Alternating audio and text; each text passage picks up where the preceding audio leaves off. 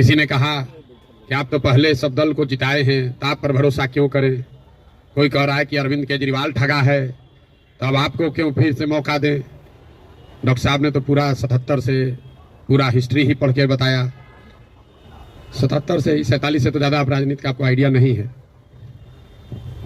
मेरे भाई, कम से कम खुशी की बात यह है कि आप में इतनी चेतना बची हुई है, इतना हिम्मत बचा हुआ है कि आप आकर कुछ समाज या अपने विषय में कुछ बोल पा रहे हैं। जनसुराज की सबसे बड़ी ताकत, सफलता यही है कि इतने अपने आप को प्रबुद्ध कहने वाले लोग एक क्वासाई पॉलिटिकल प्लेटफॉर्म पर आकर बैठे हुए हैं। न तो नेता और को तो देख के आप पहले डर के भागते हैं कि चंदा उंदा लेगा, क्या करेगा क्या नहीं करेगा।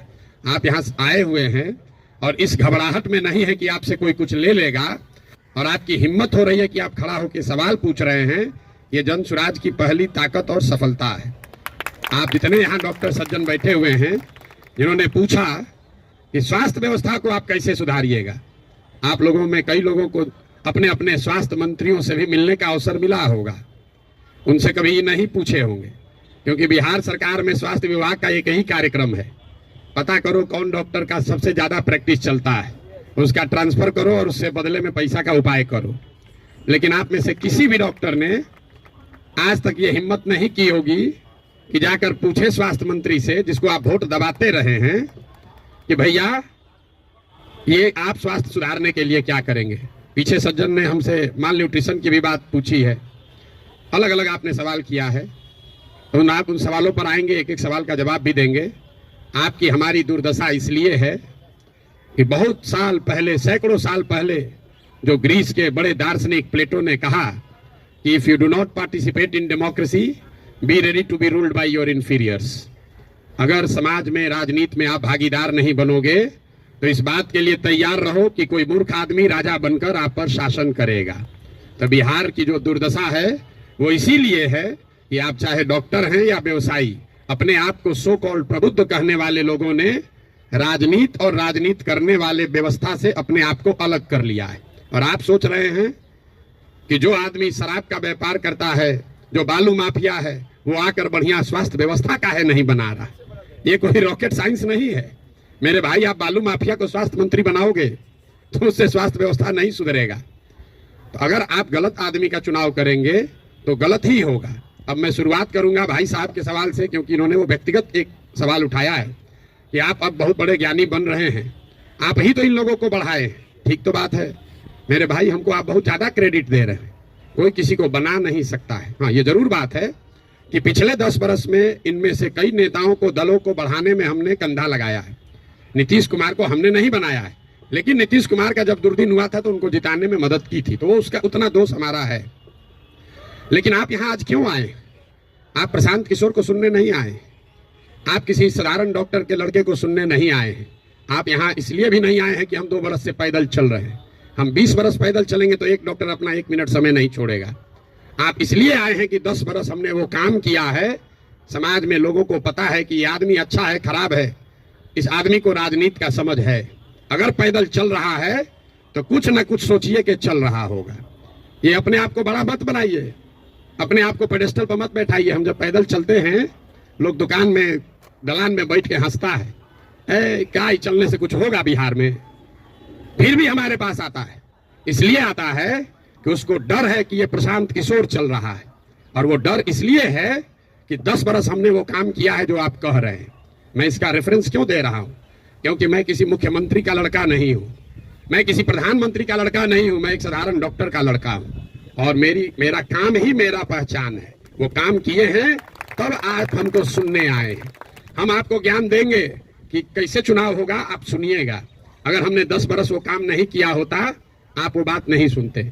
लेकिन लालू यादव का लड़का, राजीव गांधी का लड़का अगर आकर आपको ज्ञान दे, तो चाहे जीवन में एक भी चुनाव ना जीता हो, आप उसकी बात को खूब गौर से सुनिएगा, क्योंकि वो बड़े बाप का लड़का है। तो ये आप बात समझिए कि हमने उनको बनाया नहीं है, और अगर बनाया है तो उसको सुधारने का भी जिम्मा हम ही लेकर चल रहे हैं। आप कुछ नहीं कर रहे हैं। आप पहले भी कमेंट्री कर रहे थे, अभी भी कमेंट्री कर रहे हैं। किसी ने कहा आप पर भरोसा कैसे करें? आप पढ़े लिखे व्यक्ति हैं, अपने आप को प्रबुद्ध बताते हैं, आपसे ज्यादा तो गांव वाले जानते हैं जनसुराज के बारे में। 2 बरस से हम गांव गांव में घूमकर हमारे वोकल कॉर्ड में गांठ पड़ गया ये बताते बताते कभी जीवन में हमने किसी से वोट नहीं मांगा। हम लोगों को यही बता रहे हैं कि हम पर भरोसा मत करो, किसी दल पर भरोसा मत करो, अपने बच्चों के लिए जगो, वोट अपने बच्चों के लिए दो। गांव वाले को बता रहे हैं, उसको समझ में आ रहा है, लेकिन यहाँ के आदमी को समझ में नहीं आएगा। और आप उससे बेहतर नहीं हैं। ये पढ़े लिखे लोगों को भ्रम है कि हम लोग बड़ा अच्छा है। बिहार का दुर्दशा इसलिए है कि यहाँ का लोग पढ़ा लिखा नहीं है। तो दो तीन ये जो राजनीति का भ्रम है वो आपको दूर कर देते हैं। बहुत लोगों को लगता है कि जो पढ़ा लिखा नहीं है इसलिए बिहार का दुर्दशा है। इस भ्रम को बिल्कुल दिमाग से हटा दीजिए। जितनी गलती पढ़े लिखे लोग कर रहे हैं उससे कम गलती अनपढ़ लोग कर रहे हैं। जितनी अगर जाति की बात ले लीजिए, हिंदू मुसलमान की बात ले लीजिए, भ्रष्टाचार की बात ले लीजिए, तो पटना में जितने लोगों को आप जिता रहे हैं, पीछे के लोग तो फिर भी उलट पलट रहे हैं। पटना का विधायक पिछले 20-20 वर्ष से चुनाव नहीं हारे हैं। और पटना की क्या दुर्दशा है आप लोग को पता है। तो पढ़ा लिखा वोटर कहीं इस बात का प्रमाण नहीं है। जब देश आजाद हुआ तो इस देश में कुल 18% लोग साक्षर थे, 82% लोग निरक्षर थे। 82% इलिटरेट समाज ने गांधी को अपना नेता बनाया, अंबेडकर को, नेहरू को, पटेल को, बोस को चुना। आज पेपर पे बिहार में 77% लोग पढ़े लिखे हैं। और आपने पिछले 30 वर्ष में किसको नेता बनाया है ये आपको हमको बेहतर पता है। इस बात का प्रमाण नहीं है कि पढ़ाई लिखाई से आप अच्छा वोटर बन जाएंगे। मनमोहन सिंह जी देश में जीवन में सिर्फ एक ही बार चुनाव लड़े, दक्षिण दिल्ली से चुनाव लड़े और बीजेपी के एक साधारण कार्यकर्ता से चुनाव हार गए। बीजेपी के एक साधारण कार्यकर्ता ने मनमोहन सिंह जैसे बड़े इकोनॉमिस्ट को चुनाव हरा दिया। और वो चुनाव झंझारपुर से नहीं लड़े, वो चुनाव मधुबनी से नहीं लड़े, बिहार से नहीं लड़े कि जाति पर सब वोट पड़ता है। दक्षिण दिल्ली के उस लोकसभा से लड़े जहां पर सबसे ज्यादा पढ़े लिखे, सबसे ज्यादा high capita per capita income वाले लोग वोटर हैं। उन्होंने मनमोहन सिंह जैसे बड़े इकोनॉमिस्ट को छोड़कर एक साधारण कार्यकर्ता को चुना। इसका कोई प्रमाण नहीं है। हम लोग हर दुख में कहते हैं कि हमारी दादी पढ़ी लिखी नहीं थी लेकिन बड़ा समझदार थी।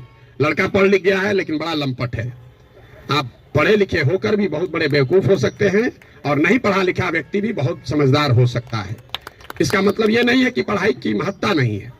पढ़ाई सिर्फ आपको इतना ही करता है कि आप इंफॉर्मेशन को प्रोसेस करने की आपकी क्षमता बढ़ जाती है, उसको आर्टिकुलेट करके प्रेजेंट करने की आपकी क्षमता बढ़ जाती है। आपकी प्रोसेस, आप उससे बहुत वाइज हो जाएंगे, ऐसी बात नहीं है।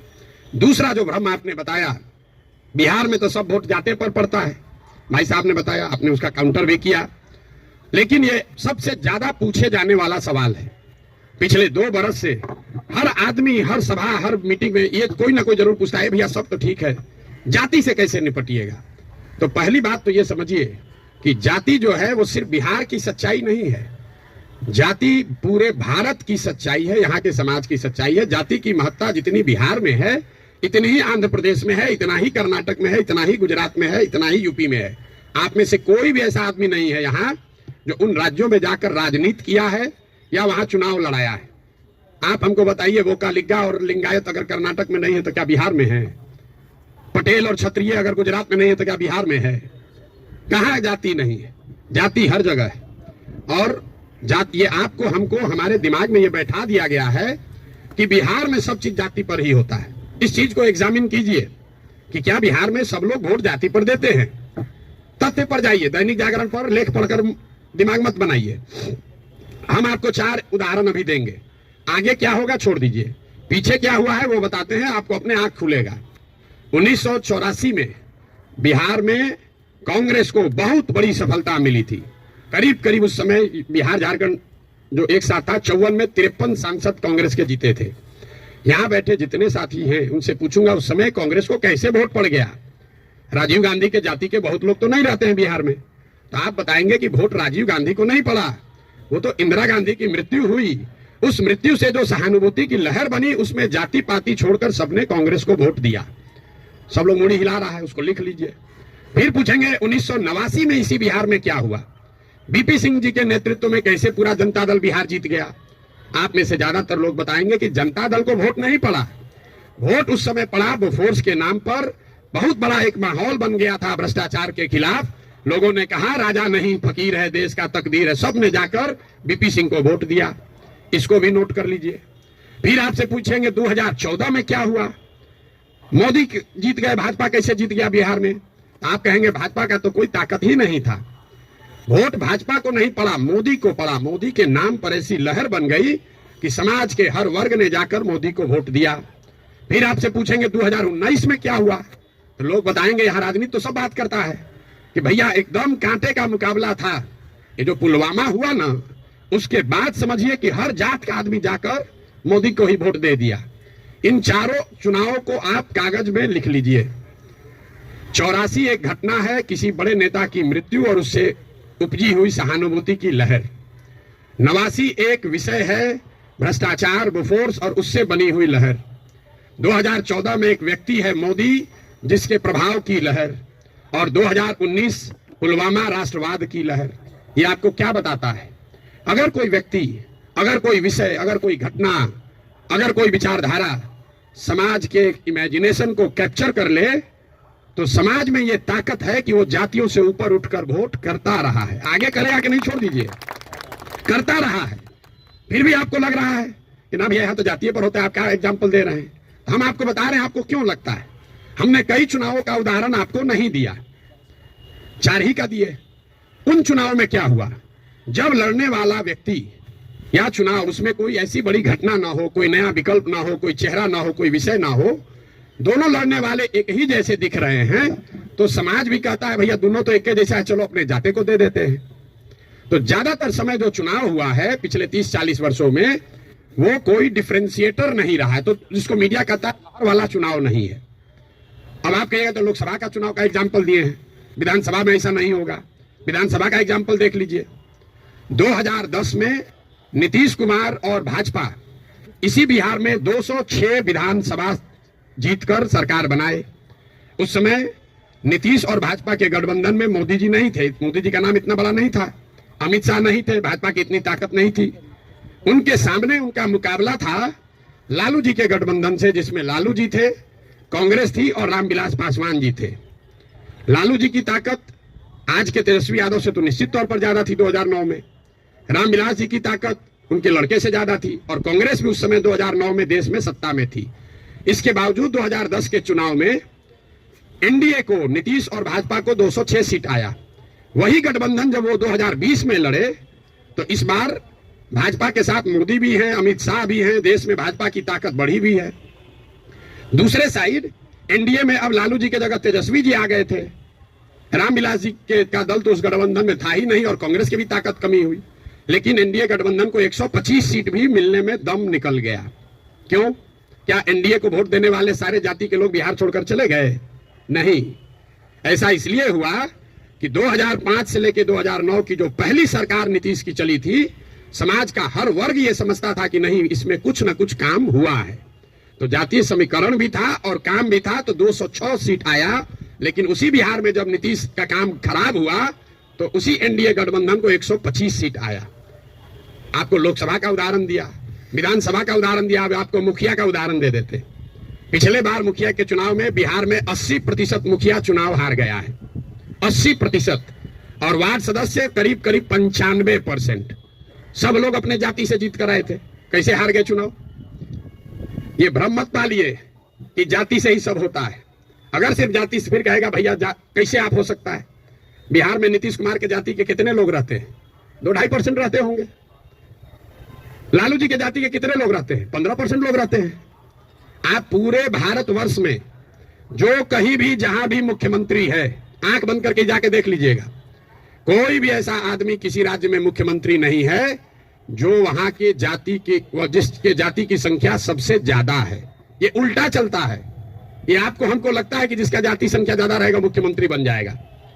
जिसकी जाति की संख्या सबसे ज्यादा हो, उस जाति के आदमी को राज्य जीतना करीब करीब इम्पॉसिबल है, नहीं जीत सकता है। क्योंकि उस जाति से दूसरे समाज के लोग डरते हैं। वो सोचता है ये आएगा तो सब कब्जा कर लेगा, तो उसके खिलाफ कंसोलिडेशन भी होता है। आप यही नहीं, बंगाल देख लीजिए, यूपी देख लीजिए, तेलंगाना देख लीजिए, आंध्र देख लीजिए। आंध्र प्रदेश में भी नायडू जीत कर आए, कंबा कम्युनिटी के हैं, उसकी जाति की संख्या 6% है। बगल में योगी जी हैं, राजपूतों की संख्या 4% है। उसके बगल में मध्य प्रदेश में यादव जी हैं, उनकी संख्या 5% से कम है।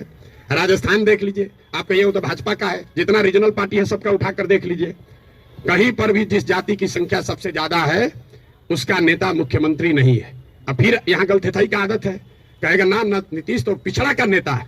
तो भाई अगर कोई नीतीश जी पिछड़ा का समीकरण गोलबंदी कर सकते हैं तो आप ही कर सकते हैं। आपको कौन रोका है? किसने रोका है कि कुशवाहा का जाति का कोई नहीं कर सकता है, या कोई ब्राह्मण नहीं कर सकता है, कोई राजपूत नहीं कर सकता है? भाई अगर कुर्मी समाज का आदमी कर सकता है तो कोई मुसहर भी कर सकता है, कोई कुशवाहा भी कर सकता है, कोई राजपूत भी कर सकता है। आप में वो क्षमता होनी चाहिए, वो प्रयास करने की का मादा होना चाहिए। जाति का भ्रम मत पालिए। और अंतिम बात, मान लीजिए एक बार कि आपको बात मान भी ले कि जाति बड़ा महत्वपूर्ण है, तो जिसको भी राजनीति के जरिए समाज का अगुवा बनना है उसके पास ये विकल्प नहीं है कि समाज में सब सुधर जाएगा तब हम आएंगे। सब आदमी कहता भैया करना तो चाहते हैं लेकिन बिहार में जातिवाद बड़ा है। अरे भाई, तो जब जातिवाद खत्म हो जाएगा तब राजनीति करने आओगे, तो ना जाति कभी खत्म होगा ना कभी आओगे। और अगर खत्म हो ही जाए, अगर भ्रष्टाचार खत्म हो जाए, जातिवाद खत्म हो जाए, बाहुबल खत्म हो जाए, तो आपके हमारे आने की जरूरत क्या है? जो खत्म किया है उसी को आगे रहना चाहिए। अरे आपकी हमारी जरूरत तभी तो है। राजनीतिक अगुवा जिसको बनना है उसको समाज की कमजोरी और उसकी ताकत के रहते हुए ही उसका अगुवाई करना है। आप उससे अलग नहीं हट सकते। किसी ने भ्रष्टाचार की बात कही, भ्रष्टाचार पर आपका क्या प्रोग्राम है? कोई प्रोग्राम नहीं। भ्रष्टाचार तब सुधरेगा जब आप और हम भ्रष्टाचार कम करेंगे। हम हर गांव में कहते हैं कि जिस गांव में हम 5000 गांव में पैदल गए, गांव में सबसे पहले हल्ला कौन करता है कि बड़ा भ्रष्टाचार है, मुखिया चोरी कर रहा है, नाली गली नहीं बना रहा है, राशन कार्ड में पैसा ले रहा है, इंदिरा आवास में 20,000 लग रहा है, दाखिल खारिज में 10-15 हजार रुपया लग रहा है। वही आदमी करता है जो 2 बरिस पहले मुखिया के चुनाव में 500 रुपया लेकर वोट दिया है। सबसे पहले जो डॉक्टर साहब 50,000 रुपया देकर खुद ट्रांसफर कराए हैं, बुरा नहीं मानिएगा, हमारे बाबूजी भी प्रैक्टिशनर थे, कि हमारा प्रैक्टिस ना गड़बड़ाए, हेल्थ मंत्री हमसे पैसा लेके हमको पोस्टिंग कर दे, अब बाकी सबके लिए ईमानदार हो जाए। कैसे संभव है रे भाई? कैसे संभव है? आप सोच रहे हैं कि हम 50,000 रुपया देके क्रीम पोस्टिंग करा लें, क्रीम पोस्टिंग खाली जाके हाजिरी बनाए, सिविल सर्जन को 5,000 रुपया दे, आप प्रैक्टिस करते रहे। स्वास्थ्य व्यवस्था को सुधारने के लिए बड़ा बड़ा लंबा लेक्चर दीजिएगा, ये कभी हो सकता है? नहीं हो सकता है। स्वास्थ्य व्यवस्था को लेकर जनसुराज की क्या सोच है? बिल्कुल ये सही सवाल है।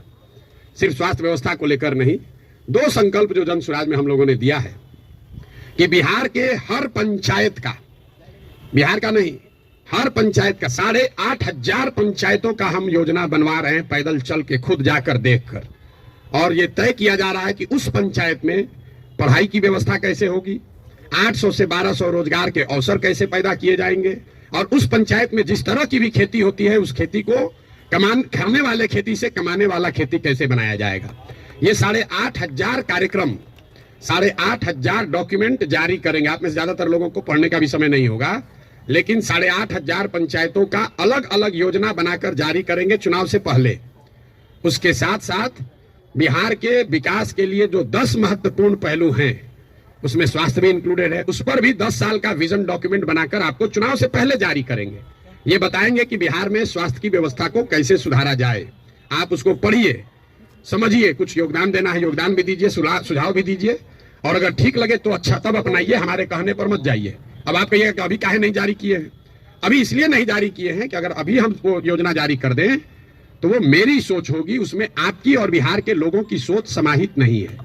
पहले गांव गांव जाकर देखकर ये समझ रहे हैं, लोगों से पूछ रहे हैं कि क्या करना पड़ेगा। ज्यादातर आदमी कहेगा नया क्या देख लीजिएगा इसमें, हम आपको बता रहे हैं नया क्या देख लेंगे। हम भी बिहार के सरकारी स्कूल में पढ़े हैं, हमने अपने बाबूजी के क्लिनिक में देखा है 100 रुपया के मोनोसेफ नहीं खरीद पाने के वजह से इनके फ्लाइटिस के पेशेंट हाथ जोड़ के कहते हैं भैया मर जाए, लेकिन अब हम कुछ नहीं कर सकते, घर में कुछ नहीं बचा है, 100 रुपया।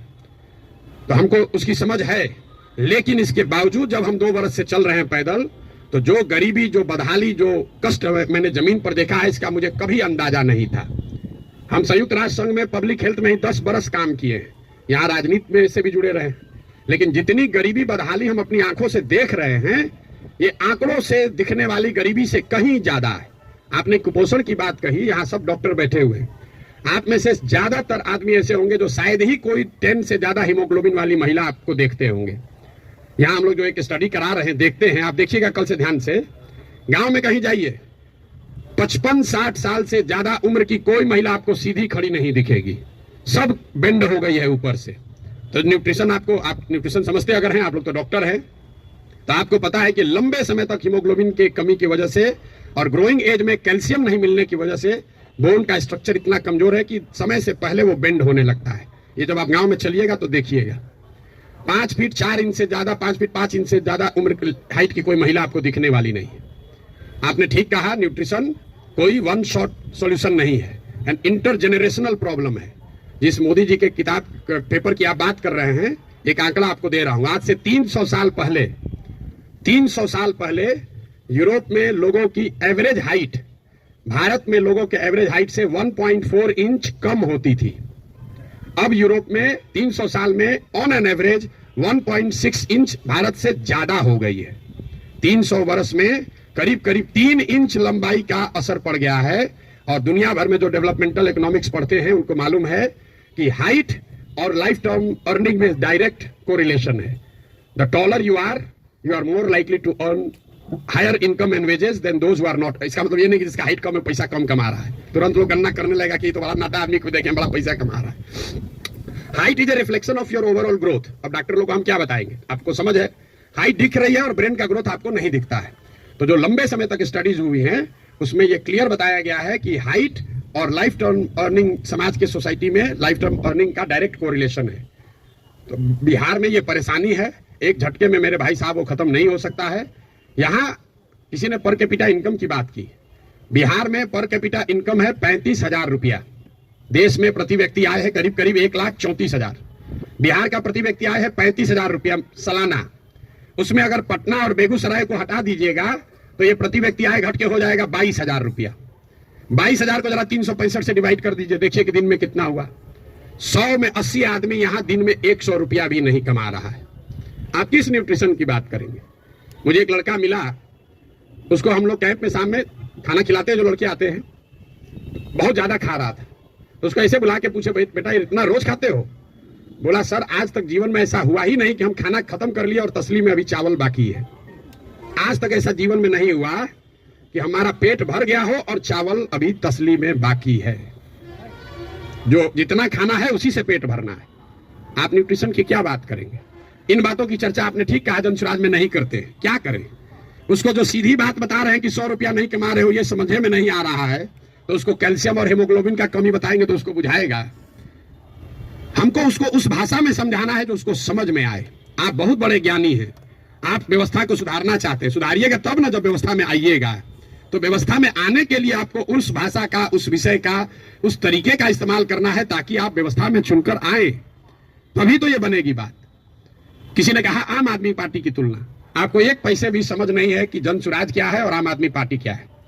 आम आदमी पार्टी आंदोलन से निकली हुई एक पॉलिटिकल व्यवस्था है और जनसुराज में प्रशांत किशोर का, जनसुराज का आंदोलनों में कोई यकीन नहीं है। हम रोज ये बात कम से कम 100 दफे कह चुके हैं। जनसुराज आंदोलन नहीं है, इसको जेपी के आंदोलन से कंपेयर मत कीजिए और इसको आम आदमी पार्टी के आंदोलन से कंपेयर मत कीजिए, क्योंकि आंदोलन है ही नहीं। क्यों नहीं है, हमको लोग कहते हैं आंदोलन कीजिए उससे बिहार सुधरेगा। मेरा आंदोलनों में कोई यकीन नहीं है, क्योंकि मानव सभ्यता का इतिहास आपको बताता है, पूरे दुनिया का, बिहार का, भारत का नहीं, पूरे दुनिया का मानव सभ्यता का इतिहास ये आपको बताएगा कि आज तक किसी भी आंदोलन से, फ्रांस की क्रांति को अगर आप अपवाद के तौर पर हटा दीजिए तो किसी भी रेवोल्यूशन से, आंदोलन से कभी समाज का भला नहीं हुआ है। आंदोलन और रेवोल्यूशन जो है वो किसी को सत्ता से हटा सकता है। वो तेज हथियार है जिससे आप बड़े से बड़े वृक्ष को काट सकते हैं, उससे आप नए समाज का निर्माण नहीं कर सकते। भाई साहब खड़ा होकर जेपी का आंदोलन का एक उदाहरण दे रहे थे। मेरे भाई, जेपी का आंदोलन कहां कहा गया है, आप तो जेपी के आंदोलन में शायद जुड़े हुए हैं, आपने दावा किया। जेपी के आंदोलन में कहां कहा गया है कि बिहार को सुधारा जाएगा। जेपी के आंदोलन का नारा था संपूर्ण क्रांति, इंदिरा गांधी को हटाओ। तो उस आंदोलन की, क्रांति की इतनी ताकत थी, इंदिरा गांधी को हटा दिए। नया व्यवस्था बनाने की बात कहां कही गई थी। अरविंद केजरीवाल या आम आदमी पार्टी ने नई व्यवस्था की बात कहां कही। उन्होंने कहा भ्रष्टाचार हटाओ। हम तो नहीं कह रहे भ्रष्टाचार हटाओ, क्योंकि दुनिया में कहीं इसका कोई प्रमाण नहीं है कि कोई एक कानून बनाकर आप भ्रष्टाचार खत्म कर देंगे। ये तो सतत प्रक्रिया है। जिन देशों ने भ्रष्टाचार पर अंकुश लगाया है, दुनिया में सबसे ईमानदार देश कौन है, जो स्कैंडिनेवियन कंट्रीज हैं, फिनलैंड, स्वीडन, नॉर्वे, डेनमार्क, वहां जाइएगा, वहां करप्शन मिनिमम है। आप जाकर उसका अध्ययन कीजिए कि वहां कैसे करप्शन कम हुआ। वहां अरविंद केजरीवाल थोड़े पैदा हुए थे, वहां जन लोकपाल करके कोई विधायक नहीं पारित हुआ। वहां भ्रष्टाचार 4 तरीके से कम हुआ है। पहला, समाज में ये जागृति बनी लंबे समय में कि अच्छे और स्वच्छ लोगों का चुनाव करो, मतलब इलेक्टोरल प्रोसेस को जहां तक हो सके उसको स्वच्छ बनाया गया। आप में से कुछ लोग सोशल मीडिया पर अभी देखे होंगे, नीदरलैंड्स का प्रधानमंत्री अभी आज से करीब 2 हफ्ते पहले 12 बरस प्रधानमंत्री रहने के बाद हटा है, तो वो साइकिल से अपने घर से अकेले निकल रहा है। तो वहां की समाज ने यह व्यवस्था बनाई कि स्वच्छ लोग स्वच्छ तरीके से वोट करें, स्वच्छ लोगों को चुने। दूसरा उन्होंने क्या किया, उन्होंने बहुत बड़े स्तर पर जन भागीदारी, लोकतंत्र को समाज में उतारा। सिर्फ सरकार चुनने की व्यवस्था को लोकतंत्र नहीं बनाया, जो सरकार के नीतिगत फैसले हैं उसमें समाज की भागीदारी करी। और चौथा, बहुत बड़े स्तर पर टेक्नोलॉजी का इस्तेमाल हुआ है। आप लोग जितने लोग आए हैं, ज्यादातर लोग नल जल योजना के बारे में सुने समझे होंगे, बहुत यहाँ ब्यूरोक्रेट लोग भी बैठे हुए हैं। नल जल योजना में अभी तक सरकार यही चक्कर में बहस में पड़ी है कि वहां चल रहा है कि नहीं चल रहा है। 25,000 करोड़ रुपया खर्चा हो गया। उसी सरकार में स्मार्ट मीटर लगाकर लोगों को यह पता है कि बिजली कितना कंज्यूम हो रहा है, लेकिन नल जल में अगर स्मार्ट मीटर लगाया होता तो कम से कम इतना तो पता चलता कि वहां पानी चल रहा है कि नहीं चल रहा है। 25,000 करोड़ रुपया खर्चा कर दिया, लेकिन पानी को निकलने, मापने, उस पर बिल करने का कोई टेक्नोलॉजिकल सॉल्यूशन नहीं ढूंढा। तो ये 4 चीजें जो हैं उसको करके भ्रष्टाचार पर अंकुश लगाया जा सकता है।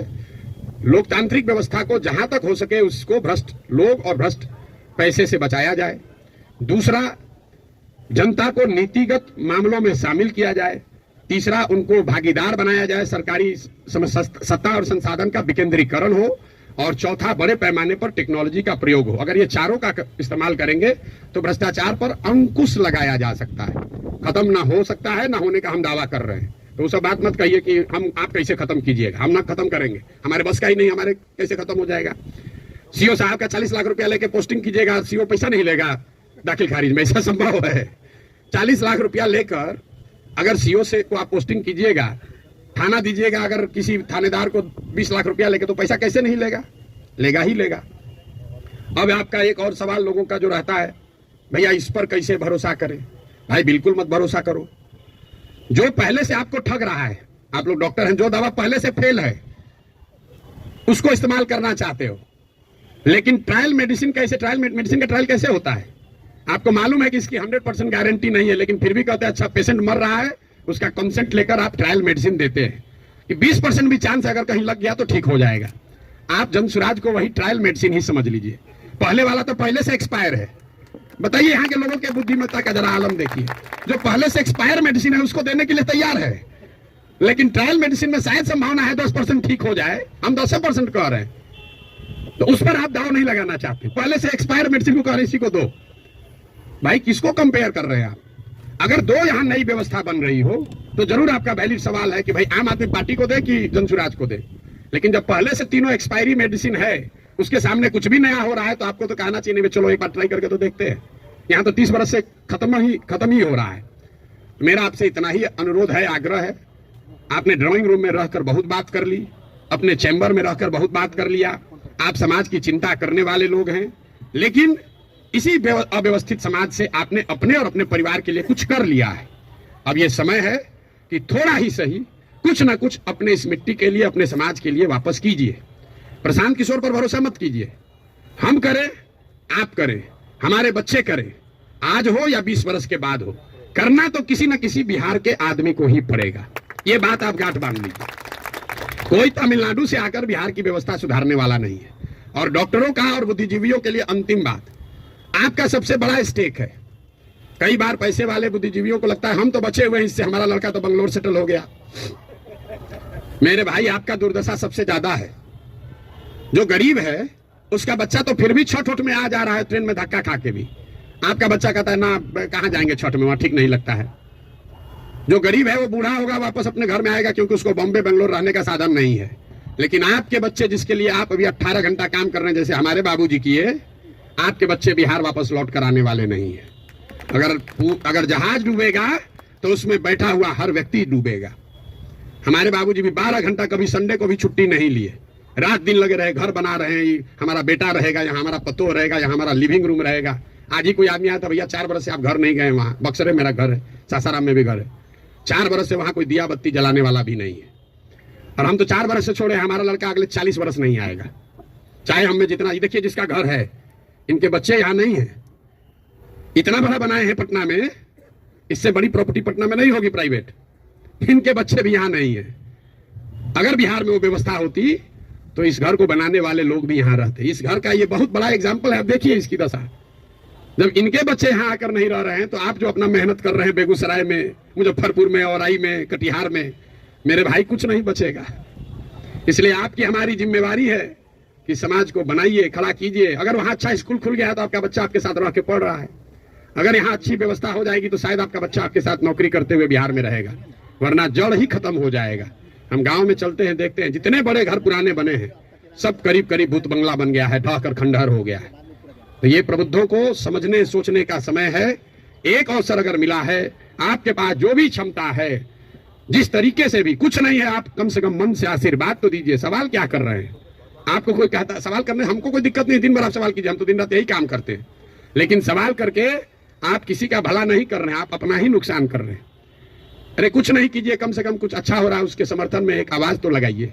वो भी नहीं कर सकते हैं, गुड विशेष आशीर्वाद तो दे सकते हैं। आपसे तो कोई पैसा मांगा नहीं, वोट तो देने आप जाइएगा नहीं ऐसे भी वोट देने तो ऐसे भी नहीं जाइएगा।